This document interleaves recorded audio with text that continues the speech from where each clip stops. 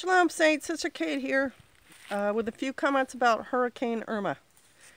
We now know it's the largest hurricane in recorded history. One point I want to make about that is in recorded history. That's the big thing there. There could have been hurricanes this size, and I'm sure there have been in the past. Whole fleets of ships have been wrecked by hurricanes.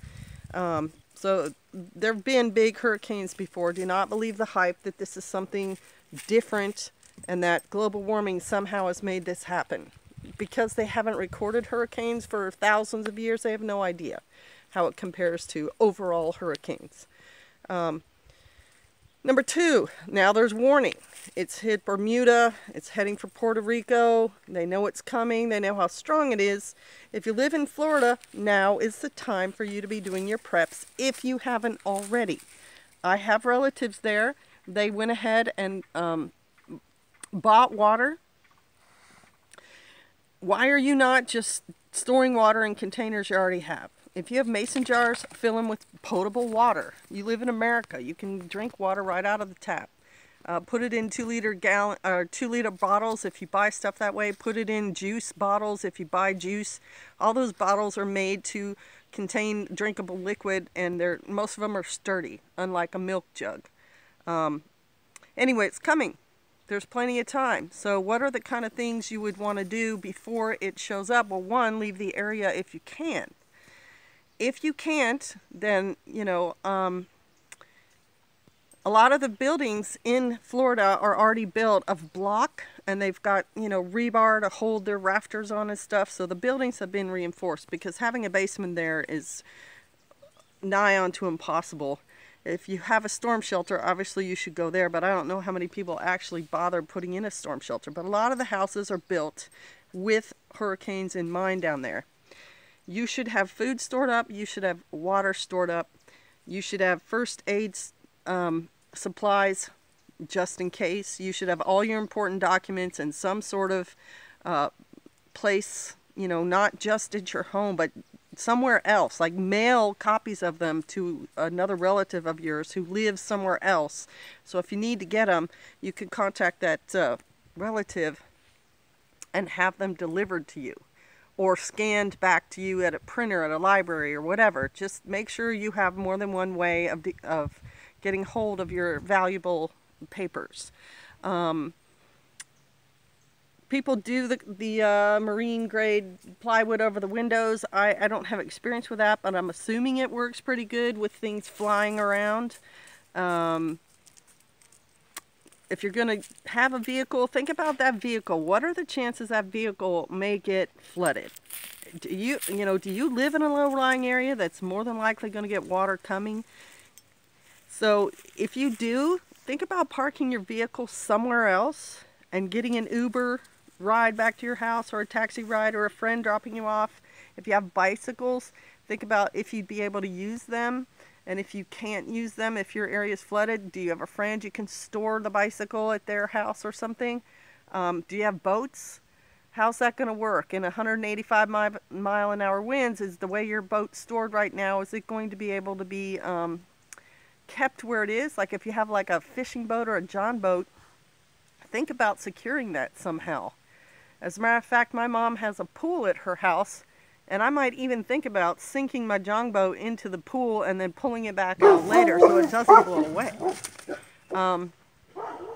If you have one of those big ships, you need to move it. You need to get it out of your area and to another area where they're not calling for this storm to happen.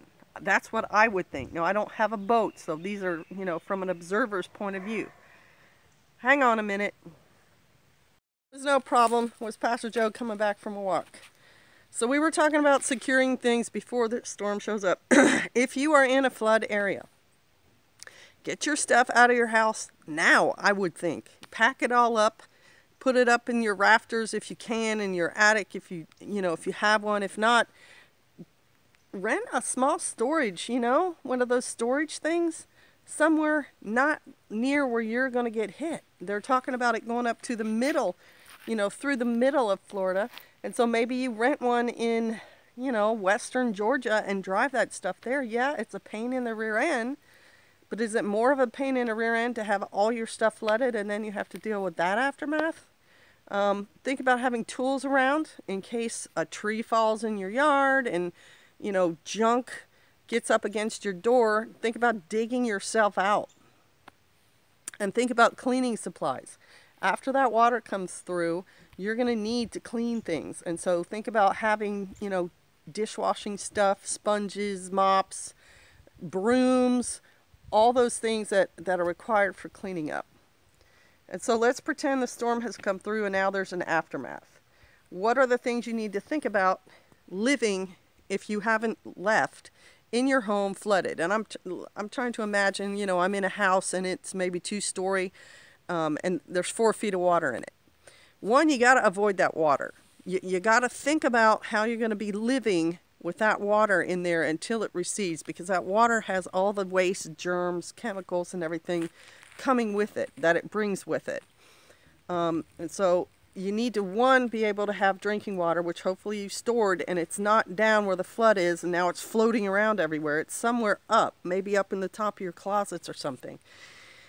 And if you don't have that and you're going to boil it, you have to filter it. So you have to have something like, you know, a pillowcase or something to get the big particulates out, and then you have to boil it for at least 5 minutes, full rolling boil, to disinfect it and kill germs. So you have to have a way to cook it.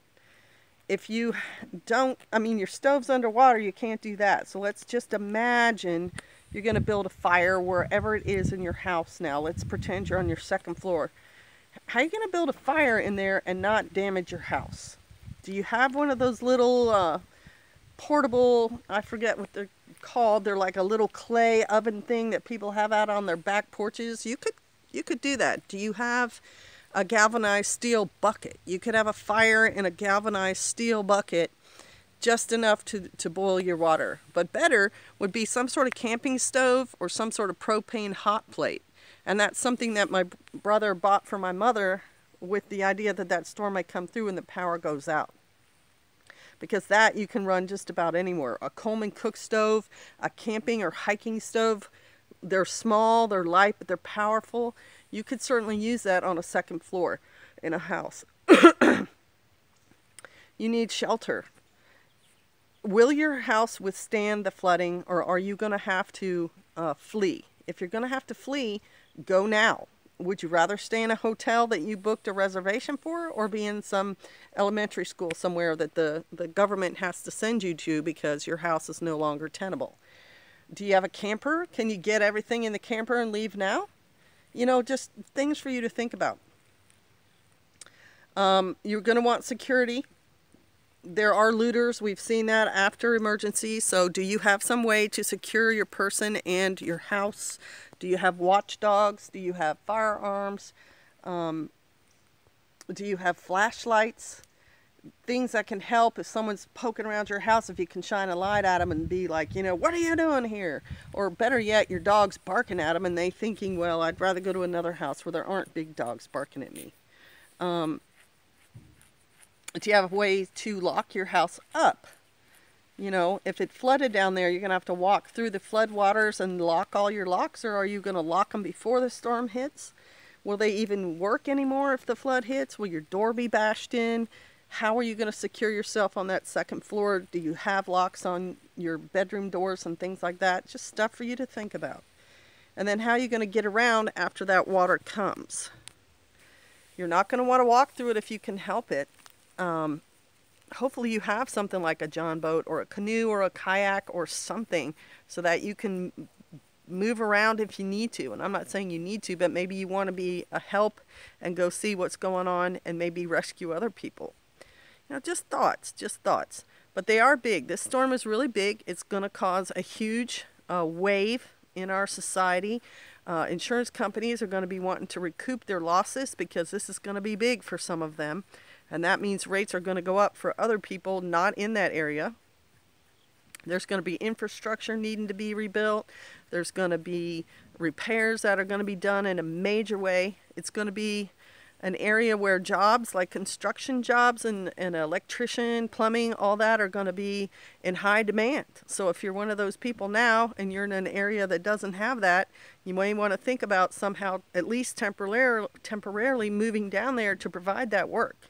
Same thing for all the supplies required. 2x4s and everything are going to go up as demand goes up down there. And supply right now is not ready for the demand. And so if you're a mill owner or something, you need to be cranking out serious boards.